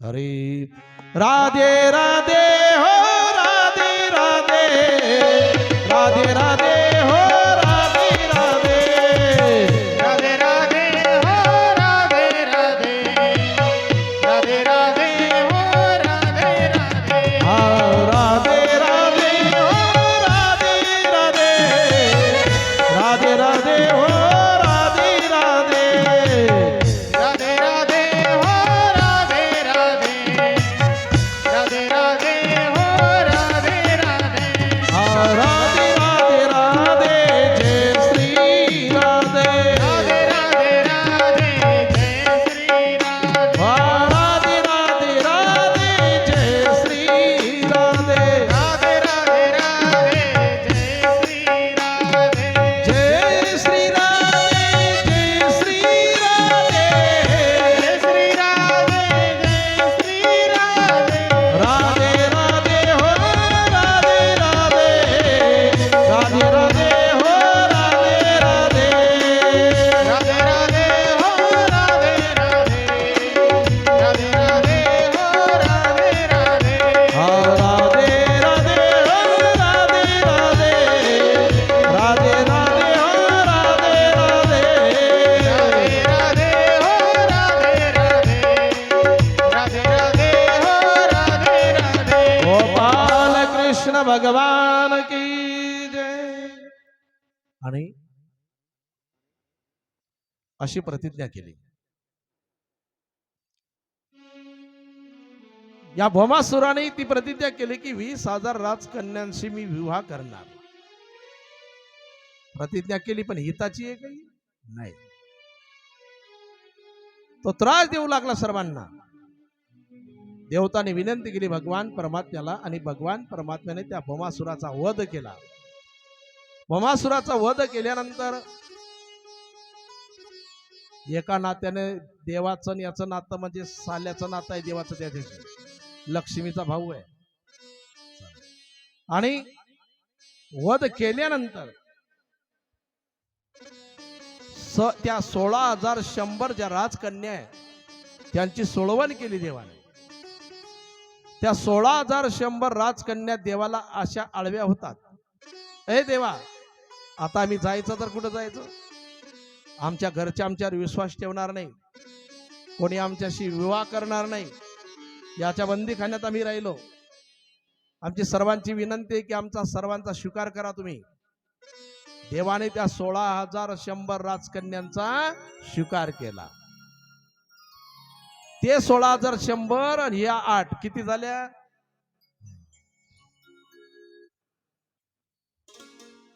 आणि ह्या 16,100 जे आहेत ना हे ऋषी होते. ऋषी त्रेतायुगामध्ये ज्या वेळेला शिळा झालेली अहिल्या देवाचे चरण लागल्यानंतर तिला तिचं स्वरूप प्राप्त झालं, दगडाची स्त्री झाली. ही चर्चा पसरली सर्वीकडे आणि ऋषी मुनींनी सुद्धा विचार केला की आपणही एक दगड घेऊन चला, एक एक दगड देवाकडं. हा मग देवाला सांगायचं या दगडाला पाय लावा, स्त्री झाली की विवाह करायचा. मग प्रत्येक ऋषीने एक एक दगड घेतला देवाकडे न्यायला. देवाकडे गेल्यानंतर रामचंद्रांना पाहिलं आणि रामचंद्राकडे पाहिल्यानंतर ऋषी मुनींना म्हणायचं होतं की आम्हाला या दगडांच्या बायका करून द्या, असं म्हणायचं होतं. पण देवाला पाहिल्यानंतर त्याचं ते स्वरूप पाहिल्यानंतर हे सर्व मोहित होऊन गेले. आता त्याला पाहिल्यानंतर बाकीचा सर्व विसर पडतोच ना, आहे की नाही. तो भगवान परमात्मा एकदा पाहिल्यानंतर त्याला पाहू नये असं वाटते का, नाही ना, परत परत त्याला पाहू वाटते. तो माझा बाबा, तो माझा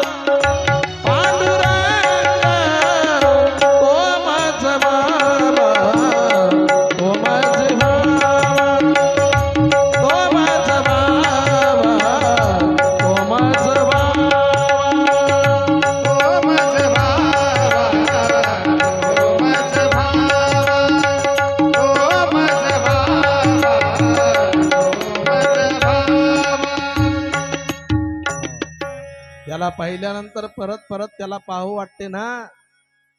असा तो भगवान परमात्मा. त्याचं स्वरूप पाहिल्यानंतर हे विसरून गेले. त्यांना म्हणायचं होतं आम्हाला या दगडांच्या बायका करून द्या. देवाला पाहिल्यानंतर उलट बोलले ना ते, देवा आम्हाला बायका करून घ्या. देवाने सांगितलं या अवतारामध्ये मी एक पत्नीव्रत धारण केलेलं आहे, पण माझ्या पुढच्या अवतारामध्ये मी तुमचा स्वीकार करेल. ते ऋषी होते 16,100. किती? त्या 16,100 ऋषींना ती वासना झाली होती, शब्द तो निघाला होता. म्हणून देवाने काय केलं, त्या 16,100 ऋषी त्या कन्या झाल्या होत्या, त्यांचा अंगीकार केला. अंगीकार त्यांचा केला नारायण, आणि भगवान परमात्म्याने त्यांचा स्वीकार केला. 16,108 पत्न्या.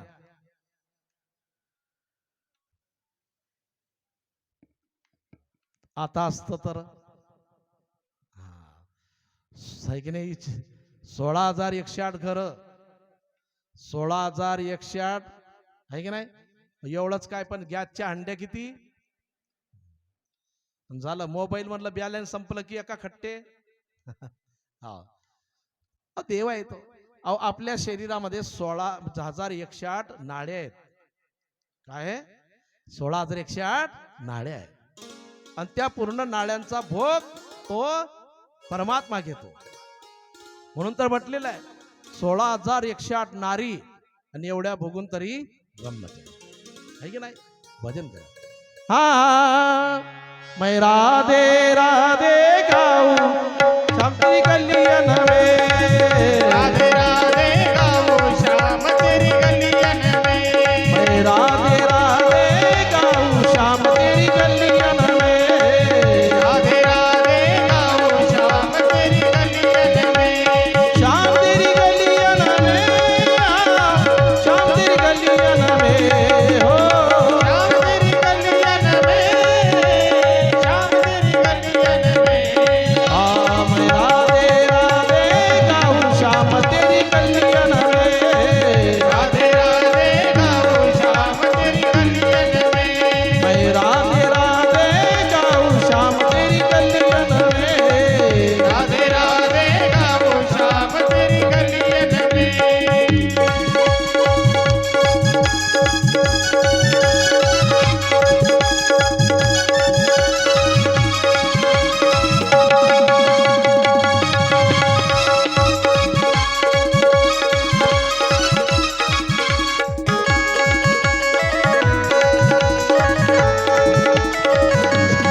राधे.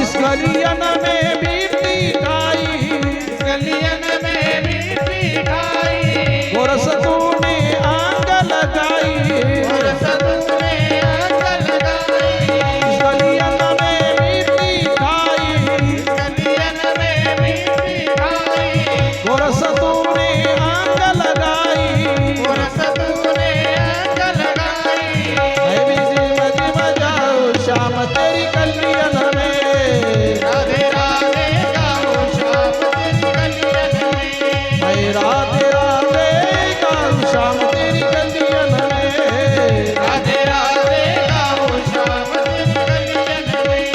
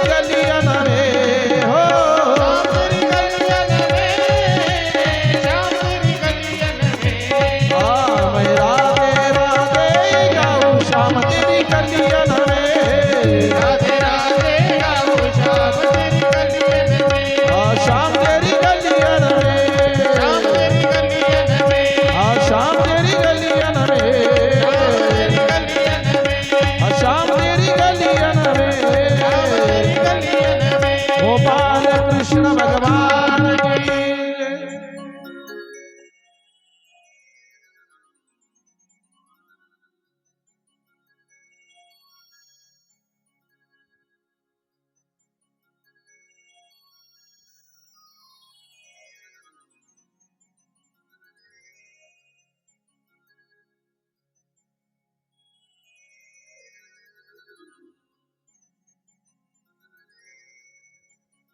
सर्वांनी टाळ्या वाजवा एक वेळ. गोपाल कृष्ण भगवान की जय. आणि भगवान परमात्मा त्यांचा तो परिवार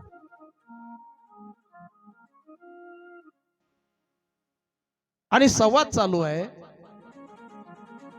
भगवान श्रीकृष्ण आणि रुक्मिणी मातेला म्हणाले की रुक्मिणी, तू असे माझ्यामध्ये काय पाहिले? मी रंगाने काळा आहे आणि गायी चारल्या मी, गवड्याचा पोर. त्यापेक्षा तू विवाह शिशुपालांशी केला असता तर चांगला झाला असता. आणि अजूनही वेळ गेली नाही असं म्हटलं देवाने. तेवढ्यामध्ये रुक्मिणी माता बेशुद्ध झाल्या, मूर्छेतून पडल्या. त्या शब्दामध्ये देव पूर्ण महालात पडायला लागली इकडं तिकडं. तेव्हा देव म्हणतात, रुक्मिणी अगं काय झालं तुला? शिरमांडीवर घेतलं ना आपल्या पितांबराने हवा घालायला लागले. देव मग रुक्मिणीला म्हणाले, रुक्मिणी अगं मी तुझी गंमत केली, मी तुझी गंमत केली. असं म्हटल्यानंतर रुक्मिणी मातेने सुद्धा डोळे उघडले. म्हणे मी सुद्धा गंमतच केली. मलाही पाहायचं होतं की 16,108 पत्न्यांमध्ये माझा काय नंबर आहे. मी सुद्धा गंमत केली. नारद म्हणाले, देवा तुमच्याकडे एवढ्या पत्न्या आहे, 16,108 पत्न्या ना, एखादी मला देऊन टाका. नारद आणि देवाची बरोबरी कधी करू नये बरं का. नाही नाही, देवाची बरोबरी करून जमणार नाही. देवाने 12 गाव अग्नी गिळला, आपल्याला अगरबत्तीचा चटका नाही सहनवत. त्याने गोवर्धन पर्वत करंगडीवरती उचलला ना, आपल्याला 50 किलोची गोणी 4 जण लागतात उचलायला, आहे की नाही. असंच एक वेळ दृष्टांत सांगतो, पण चांगलं लक्ष देऊन ऐका, म्हणजे पिंजून नाही सांगणार मी. पोथ्या लागल्या होत्या श्रावण महिन्यामध्ये.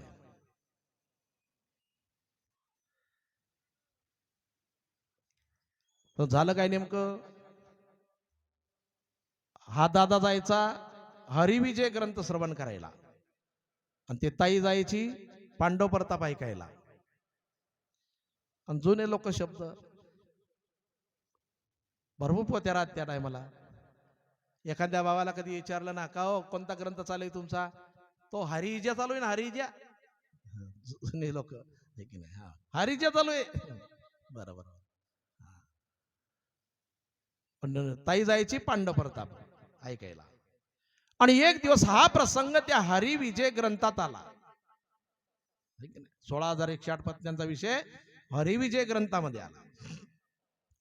हरिविजय ग्रंथामध्ये संपूर्ण लीला आहे देवाच्या, कारण गर्गसंहितेतलं चिंतन. आणि प्रसंग हा आल्यानंतर तो घरी गेला आणि सकाळी जेवण करायला बसला. काय कथा आली होती रात्री आमच्या पोथीमध्ये, देवाला 16,108 पत्न्या, पण भांडण कुणाचं नाही. संध्याकाळी तेच, परत दुसऱ्या दिवशी तेच. काय कथा होती त्या दिवसाची? देवाला 16,108 पत्न्या, देवाला 16,108 पत्न्या. चाललं महिना 2 महिने त्याच. बरं का. आता ग्रंथ लहान, पांडव प्रताप मोठा. देवाला 16,108 पत्न्या, पण कधी भांडण नाही. तुला सगळे काम एकटीला करावे लागतात म्हणे. स्वयंपाक पाणी एकटीला करावं लागतं, शेतीतले कपडे धुणं सर्व करावं लागतं, बरं का. मग तुला एखादी काम करायला समजा जोडीदार असावी, असं माझं मत नाही बरं का. तू म्हणशील तर. ताई त्या दिवशी गुपचित राहिल्या. आणि मग सकाळी पायताई म्हणे काय कथा होती आमच्या पोथीमध्ये, त्या द्रौपदीला त्या टायमाला याच्या लक्षात आलं, हा कान धरून म्हणतो म्हणे राहू दे, तुझी बी कथा राहू दे माझी बी कथा राहू दे, पुढचं आहे की नाही. देवाची बरोबरी करून नाही जमणार ना, आहे की नाही. नारदाने देवाची बरोबरी केली, एक खांदी देऊन टाक म्हणे, जिथं मी नसेल ते घेऊन जा. आता नारद पहिल्या घरामध्ये गेले, देव तिथं स्नान करतात. दुसऱ्या घरामध्ये पितांबर नेसतात. तिसऱ्या घरामध्ये जेवण करून राहिले. चौथ्या घरात पान खाऊन राहिले. प्रत्येक घरामध्ये तो देव दिसला नारदांना. असं एकही घर नाही की त्या घरात तो नाही म्हणून, आहे की नाही. आपण जेवढे बसलोय ना, त्या प्रत्येकाच्या घरात तो आहे की नाही. घर रिकामच नाही ना त्याच्याशिवाय. प्रत्येक घरात तो नटलेला आहे. साठविला हरी जी हृदय प्रत्येकाच्या ठिकाणी नटलेला आहे. आणि तेवढी बरोबरी नारदांनी देवाची केल्यामुळे नारदाची नारदीन झाली होती, है की नाही. एका ऋषीची विवाह झाला, मुलं बाळ वगैरे सर्व झाले होते. आणि नंतर पुढे परीक्षित राजाला शुकदेव सांगतात की राजा,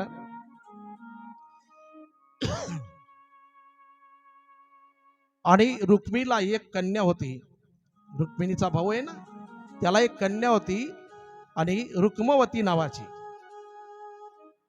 आणि तिचा विवाह अनिरुद्धाशी झाला.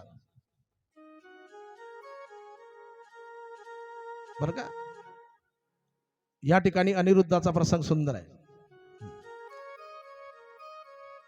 त्याची पत्नी काय,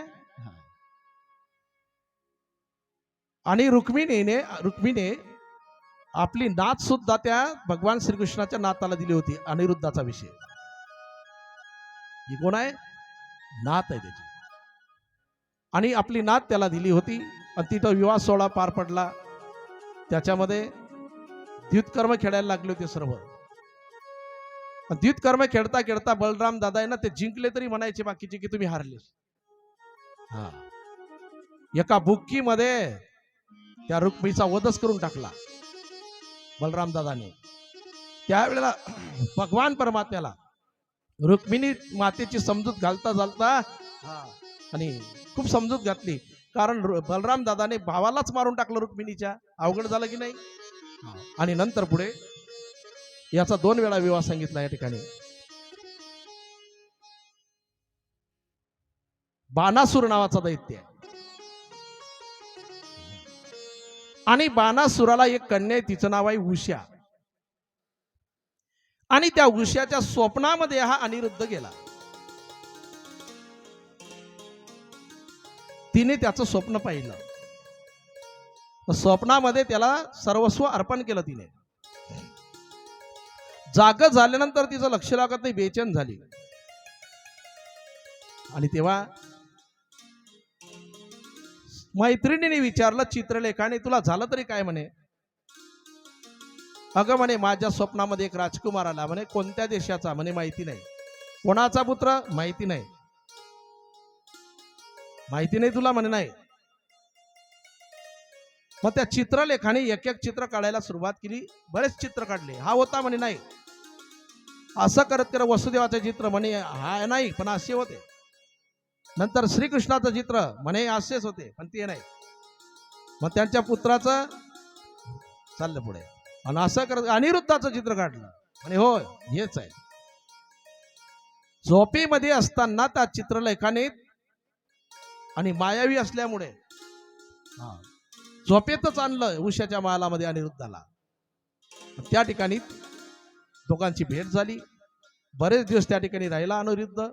आणि एक दिवस आतून बाहेर आवाज आला अनिरुद्धाचा. सेवकांनी जाऊन सांगितलं बाणासुराला की आपल्या राजकन्येच्या महालातून कोणातरी परपुरुषाचा आवाज येत आहे.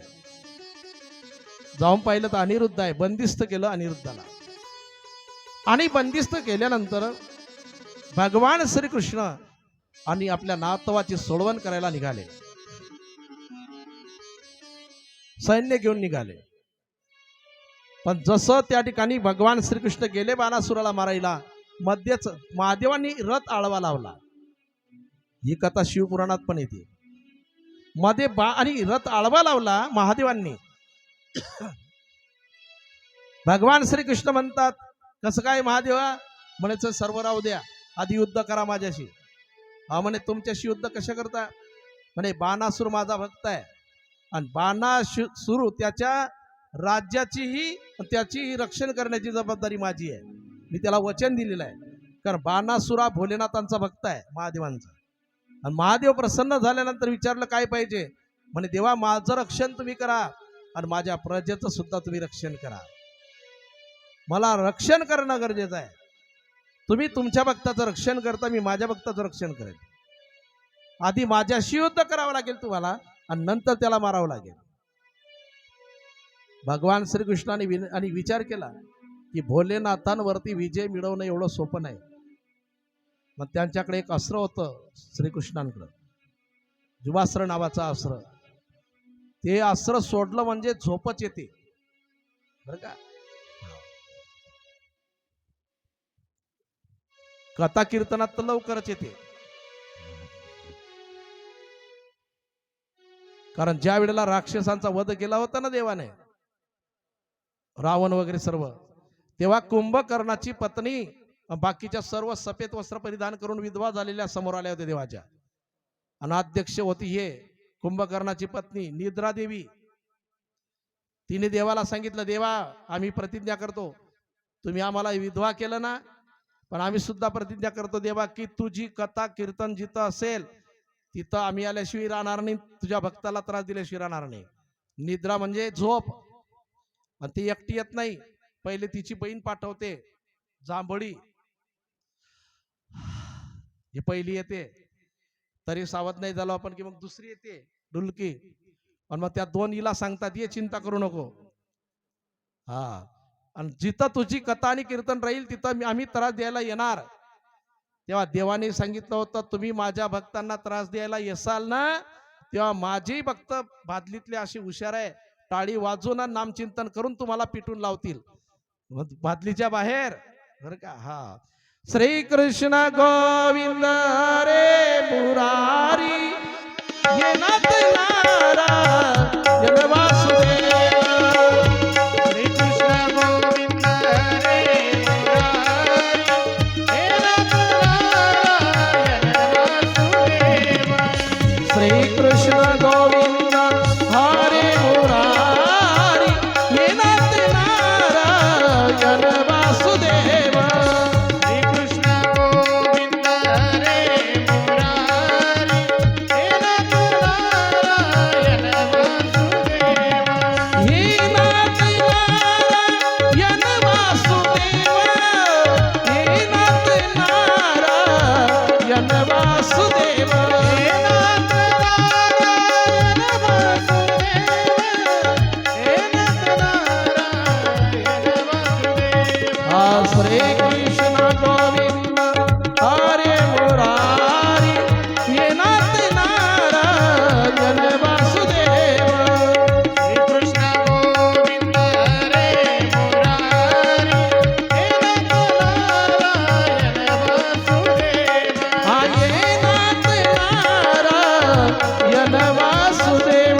हे नाथ नारायण वासुदेव. हा, ये नाथ नारायण वासुदेव. हे नाथ नारायण वासुदेव. गोपाल कृष्ण भगवान की जय. आणि जुबास्त्र नावाचं अस्त्र सोडलं भोलेनाथांवरती. आणि भोलेनाथांना जांभळी आली आणि थोडी झोप लागली. तेवढ्याच टायमामध्ये भगवान श्रीकृष्णांनी काय केलं, त्या बाणासुराला 1000 हात होते, 998 छेदन केले, 2च ठेवले. नंतर भोलेनाथ जाग झाले.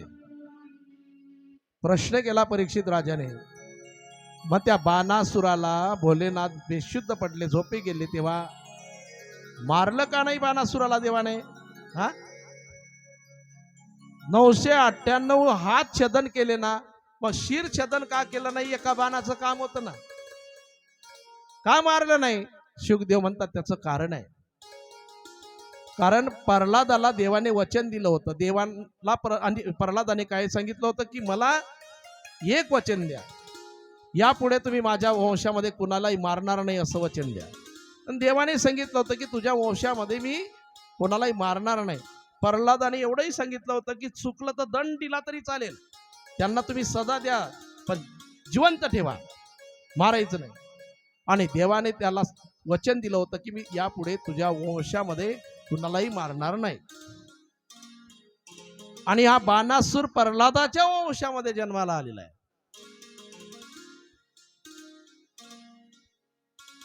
कश्यपाचा पुत्र हिरण्यकश्यप आणि हिरण्यकश्यपूचा पुत्र प्रल्हाद आणि प्रल्हादचा पुत्र विरोचन आणि विरोचनचा पुत्र बळी आणि बळीचा पुत्र बाणासूर. हा प्रल्हादाच्या वंशामध्ये जन्माला आलेला आहे. काहींचा कुळ असते ना तर पूर्णच वाईट असते, एक बी चांगलं नसते त्या कुळामध्ये, एकही नाही. आता कौरवामध्ये किती चांगले होते? हा एकही नाही, आहे की नाही? अहो रावणाच्या लंकेमध्ये तरी एक बिभीषण होतं. हा मग कौरवांच्या बाबतीत विचार केला तर ते 100चे 100 वाईट, अशी काहीची परंपरा आहे. पिढोन पिढ्या गेल्या पण एकाने कीर्तन कथा ऐकली नाही, असेही परिवार आहेत काही. हा आणि सर्वच चांगले ही संतांची आणि परंपरा आहे. संतांची परंपरा म्हणजे सर्व चांगले. विनवी विष्णुदास नारायण आमची ऐसी परंपरा, आमची ऐसी परंपरा. विनवी विष्णुदास नारायण, विनवी विष्णुदास नारायण.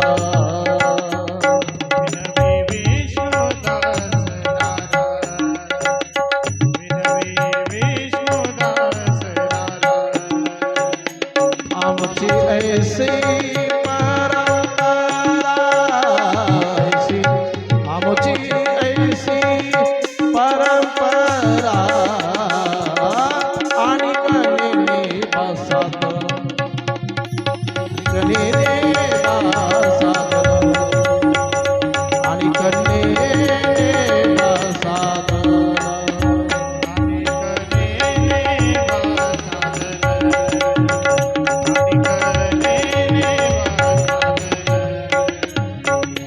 विनवी विष्णुदास नारायण आमची ऐसी परंपरा. ही संतांची परंपरा म्हणजे सर्वच चांगले. हा संतांच्या परंपरेचा विषय असा असतो, सर्व चांगले.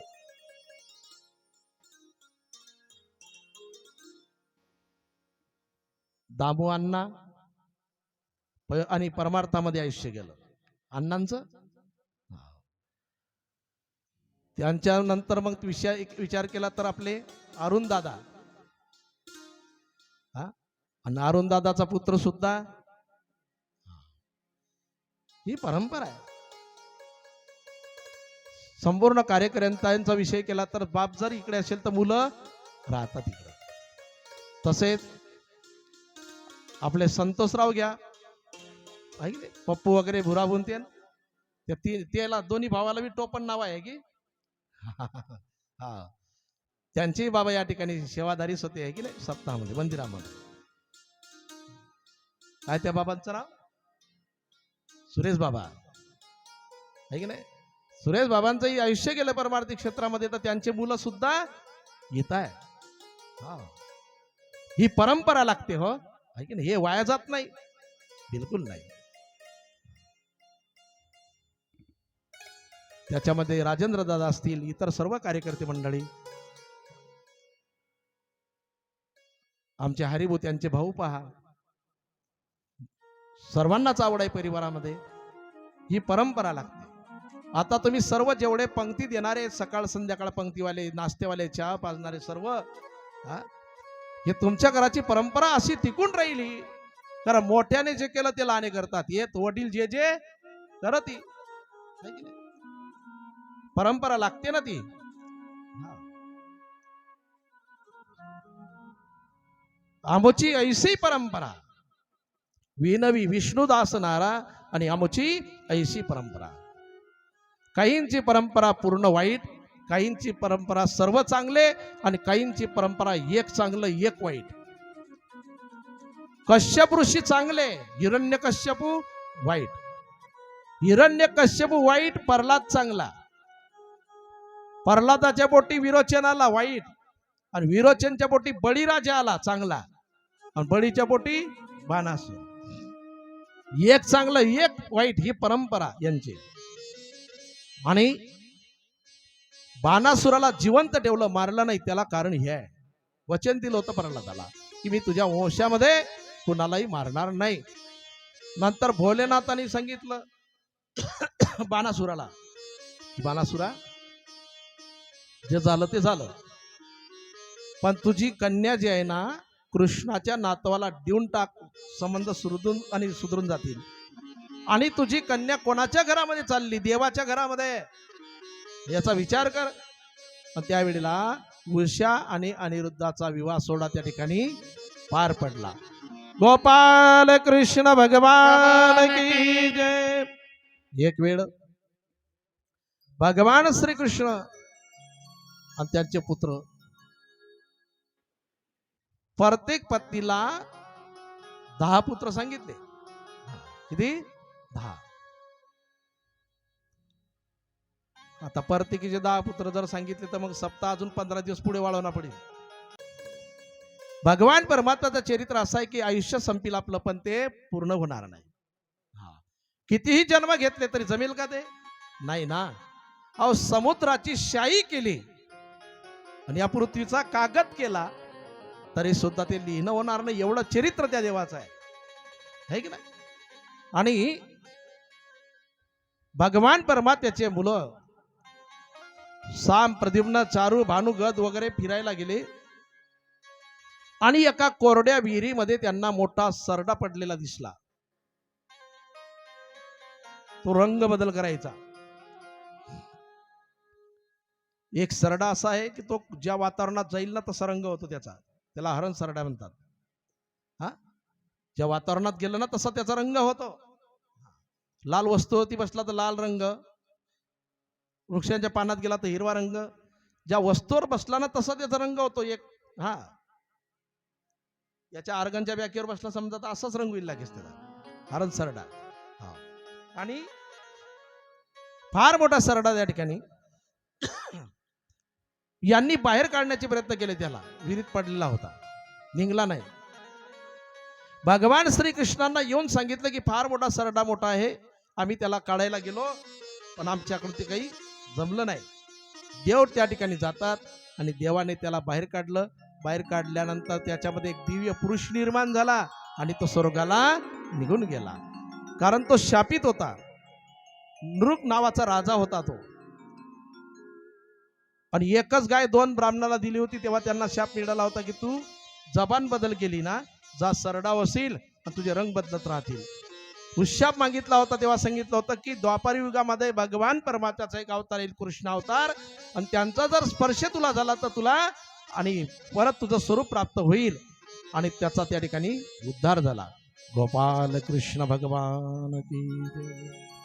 आणि नंतर पुढे बरेचसे चरित्र आहेत. आज आपल्याला ग्रंथाची सांगता करायची आहे. सर्व महिला मंडळींना, पुरुष मंडळीला विनंती आहे की सर्वांनी 3 वाजता यायचं आहे. सर्वांनी आपल्या आपल्या आरती आणायच्या आहे. प्रत्येक महिलांनी आपली आपली आरती, पूजेची सामग्री आणायची आहे.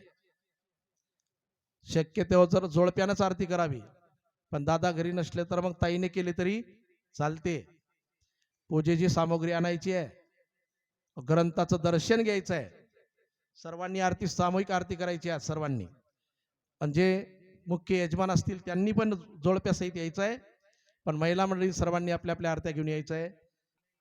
ज्या महिला मंडळींनी सप्तधान्याच्या राशी भरल्या नसतील त्यांनी सप्तधान्याच्या राशी आणायची आहे. मग आज आणा, उद्या आणा, बरं का. काल्याच्या कीर्तनाच्या दिवसापर्यंत, भंडाऱ्याच्या दिवसापर्यंत आणलं तरी तुम्ही चालतात, पण प्रत्येक घरून सप्तधान्याची रास आली पाहिजे, बरं का. आणि हे संपूर्ण जे तुमचं आलेलं रासांचं जे धान्य आहे, हे मी नेत नाही. आमचे हरिभक्तपरायण जो आपल्या सर्वांच्या परिचयाचे संजयजी महाराज, बरं का, गरीब स्वभाव आहे आणि परिस्थितीने सुद्धा गरीब आहे. हे आपल्याला त्यांना द्यायचं आहे. ते तर मला नाहीच म्हणायचे मागच्या वर्षी बी, पण म्हटलं महाराज घेऊन जा तुम्ही, तुमचं घर म्हणजे आपलं घर आहे, तुम्ही मी काय वेगळं घ्याय थोडीच काही नाही.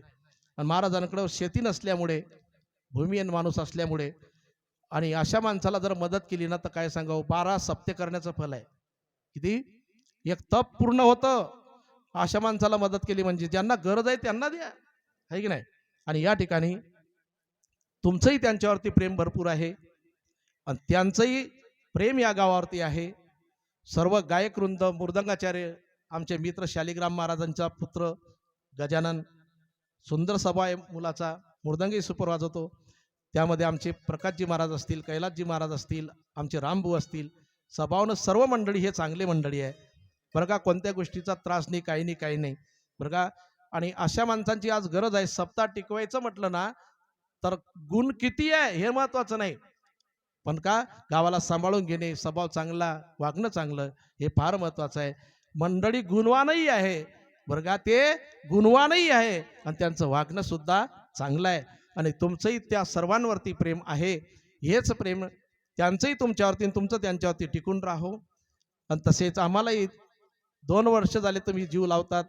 आमच्या घरचे सुद्धा आम्हाला एवढा जीव लावत नाही, तुम्ही एवढा जीव लावतात. सर्व ग्रामस्थ मंडळी, कार्यकर्ते मंडळींनी सुद्धा भरपूर आम्हाला या ठिकाणी आणि जीव लावला, सहकार्य केलं, काही चिंता नाही. आणि असे प्रेमळ मंडळी, परमार्थिक क्षेत्रातले मंडळी, परमार्थामध्ये रंगलेले मंडळी जर आम्हालाही भेटले ना तर आम्हालाही परमार्थाचा आनंद भेटतो. ते तर आम्हाला पैसे देणारे तर भरपूर आहे हो, गड्ड्याच्या गड्ड्या घेऊन फिरणारे मागे तयार आहे. हा 20-25 हजार रुपये बी कीर्तनाचे भेटतात, पण कीर्तनकार एकदा निघाला की फोन बी करत नाही लोक, पोचला का मध्येच कुठे गेला, आहे की नाही. तसं वेळोवेळी आपलं बोलणं वगैरे, हे महत्वाचं आहे. मला या सर वाटायला लागलं 2 वर्षामध्ये, यांनाही आमचा विषय बी झाला की असं वाटतं की 10 वर्षापासून आपण भादलीत आहे, असं वाटायला लागलं, बरं का. मी खोटं नाही बोलत, व्यासपीठावर बी ते आहे, मी व्यासपीठावरती हात ठेवून सांगतो तुम्हाला, हे खोटे शब्द नाही माझे, बरं का. एवढं प्रेम तुम्ही दिलं की असं वाटतं आम्हालाही खूप 10 वर्ष झाले या ठिकाणी, बरं का. तरी असंच प्रेम तुमचंही आमच्यावरती टिकून राहो आणि तुमच्यासारख्या भाग्यवंतांची सेवा आम्हाला घडो, हे आम्ही प्रभुचरणी विनंती करतो. आणि आम्ही तुमचा कधी विश्वासघात करणार नाही, तुमच्या विश्वासाला कधी तडात जाऊ देणार नाही, हे आम्ही तुम्हाला या ठिकाणी वचन देतो. परत एक विनंती करतो की ज्या महिला मंडळींनी सप्तधान्याच्या राशी आणल्या नसतील त्यांनी सप्तधान्याच्या राशी आणायची आहे, ही सर्वांना नम्र विनंती. आणि दुसऱ्या सत्रामध्ये 3 वाजता यायचं आहे. किती वाजता? 3 वाजता. पण येतानाच आपल्या आपल्या आरत्या, पूजेची सामुग्री सर्व घेऊन यायचं आहे, ही सर्वांना नम्र विनंती. मस्त गजर करा एकदा. श्री कृष्ण गोविंद हरे मुरारी, हे नाथ नारायण वासुदेव. श्री कृष्ण गोविंद हरे मुरारी, हे नाथ नारायण वासुदेव. श्री कृष्ण गोविंद हरे मुरारी, हे नाथ नारायण वासुदेव. श्री कृष्ण गोविंद हरे मुरारी, हे नाथ नारायण वासुदेव.